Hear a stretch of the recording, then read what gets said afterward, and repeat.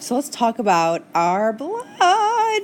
So what's in our blood? First of all, just a lot of water, actually. So our blood is comprised essentially into plasma and then your cells. Plasma is going to be, for the most part, it's going to be water.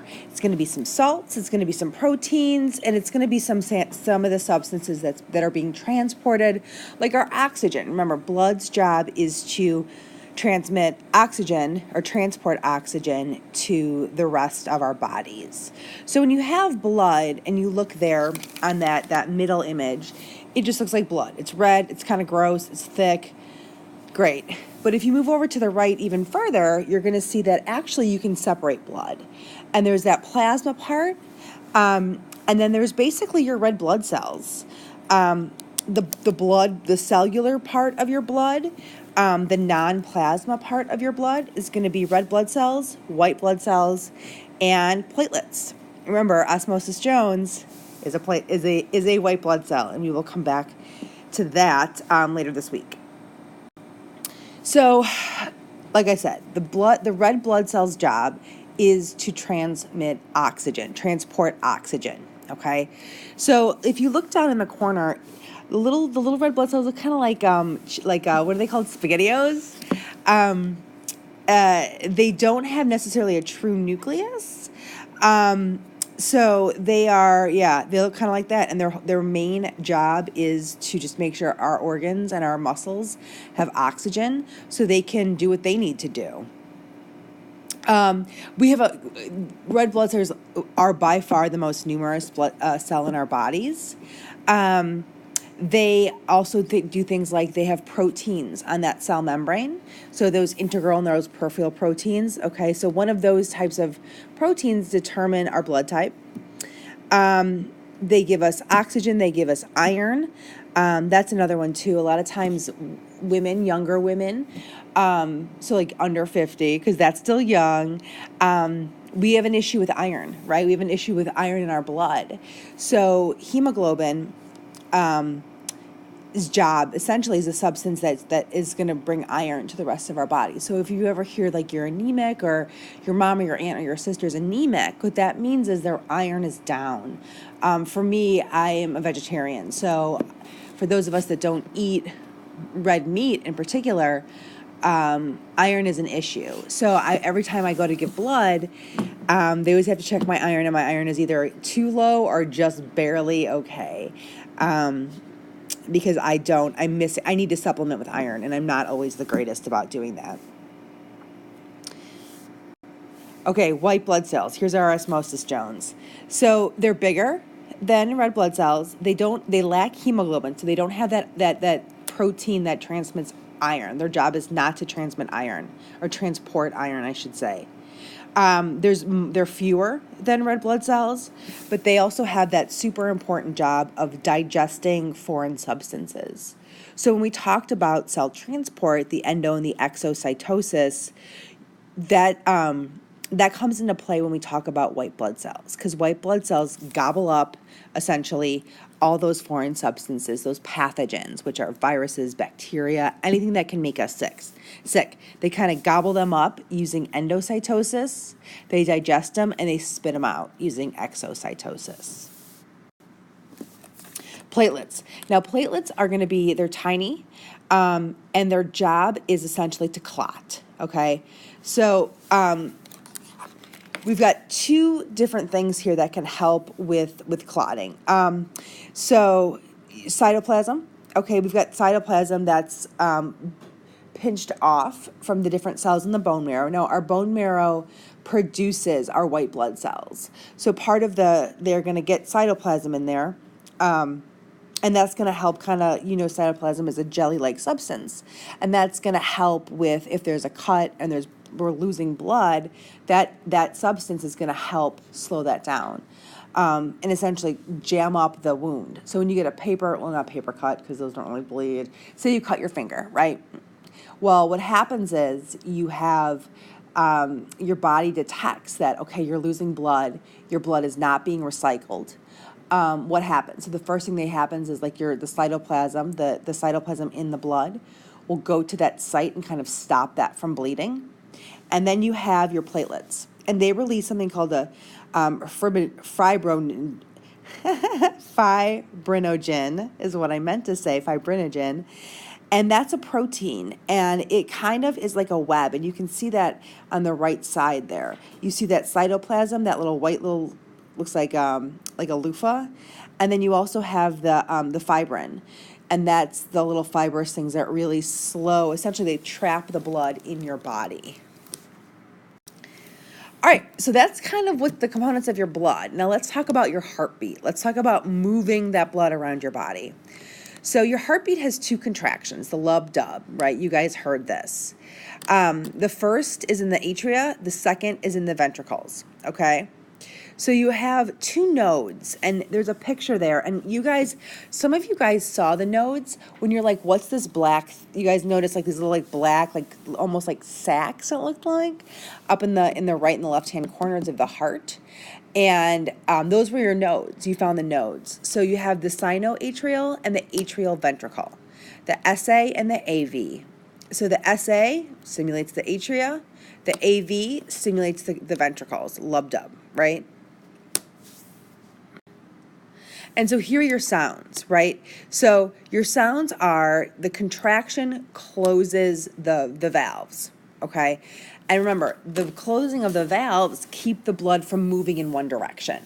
One Direction, also an amazing band, who I hope the rumors of them getting back together are true. I'm just saying.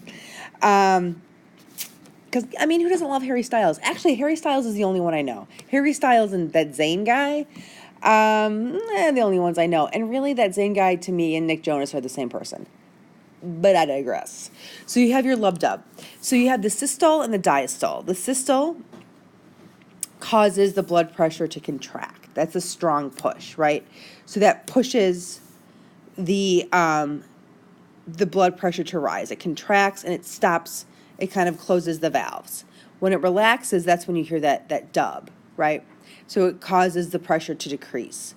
A lot of you guys had questions on your quiz about where's the lowest amount of volume. The lowest volume is not of blood. Which location has the lowest amount of blood? It's the veins, right? The arteries, remember the pressure, and we'll talk about blood pressure in a second. The pressure is where the blood is pushing up against the vein. Okay, or the artery. So that's your blood pressure. It's actually the blood being forced out of the heart and pushing up against the walls of the arteries. And here we go. Here's how the AV and the SA nodes work, okay? So your heart is run by electricity, okay? So you have this signal that starts right up in the top left. That tells the atrium to contract, and it does. So it contracts. So then you've got this SA says, hey, atrium, contract. Number 2, the atrium contracts.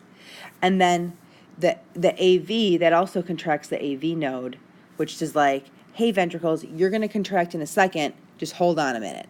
So it signals it to contract, but there is a bit of a delay. So lub-dub. And I said before in that last slide, the dub is actually the sound of them relaxing. So it's two contractions, but what we hear is actually them relaxing, the ventricles relaxing. So the sound is them relaxing. However, the contractions are what move the blood, if that makes sense. So the sound of that dub sound is not of the ventricles contracting; it's of the heart relaxing. Okay, hope that's not too confusing. If not, bring your questions in and we can go over it tomorrow. So we're at the AV node. Boom, it signals the ventricles to contract, and then you have the contractions, essentially, which goes down to the base of the ventricles. Okay, causes those fibers to contract, and they move the blood back up.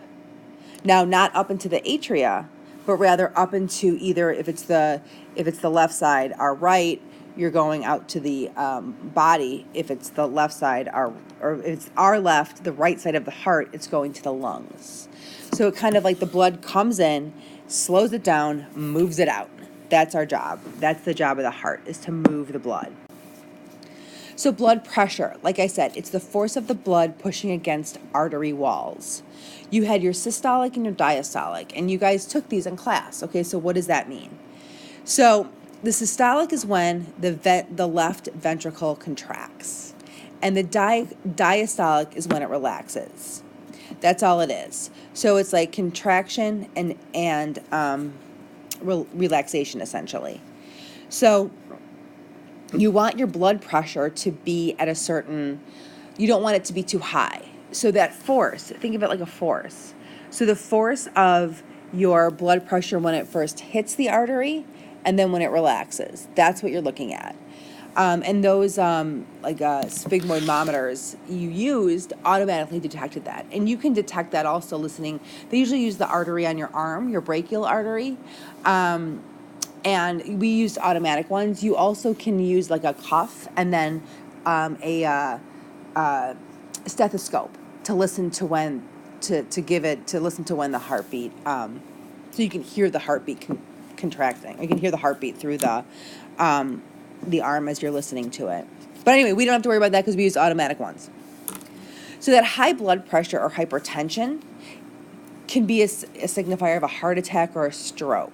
So what that means is your blood is pushing too much. It's pushing too hard against your arteries, right? And that, again, is creating more work for your body. And it also means your heart is working way too hard. So if your blood flow isn't nice and relaxed and rhythmic, that's going to signal a problem. So things like heart attack or stroke.